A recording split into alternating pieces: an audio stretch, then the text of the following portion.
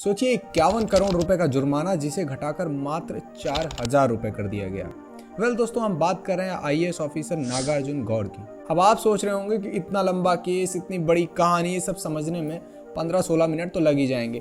लेकिन दोस्तों, मैं आपको बाकी यूट्यूबर्स की तरह अननेसेसरी की चीजें बताकर आपका समय बर्बाद नहीं करूंगा, because I know your time is valuable, so I get straight to the point. Doctor Nagarjuna Goud 2019 batch के आईएएस ऑफिसर हैं, जो पहले डॉक्टर भी रह चुके हैं और हमेशा अपने एथिकल स्टैंडर्ड की वजह से जाने जाते हैं, जिन पर फिलहाल आरोप लगे हैं कि एक रोड कंस्ट्रक्शन कंपनी से रिश्वत लेकर उस पर लगे भारी जुर्माने को कम कर दिया है। कंपनी का नाम है पाथ इंडिया। पाथ इंडिया पर आरोप लगे हैं कि मध्य प्रदेश के हरदा जिले में स्थित एक गांव से बिना अनुमति के तय सीमा से अधिक मिट्टी का खनन किया गया है। जब आरोप लगा तब के तत्कालीन एडीएम ने इस कंपनी पर 51 करोड़ रुपए का जुर्माना लगाया। लेकिन उस अफसर के ट्रांसफर के बाद आईएएस नागार्जुन ने जब केस संभाला तो पाया ना तो कंपनी के खिलाफ कोई वीडियो एविडेंस है और ना ही कोई माप रिकॉर्ड और ना तो कोई ऐसा सबूत है जो 51 करोड़ रुपए के जुर्माने को जस्टिफाई कर सके।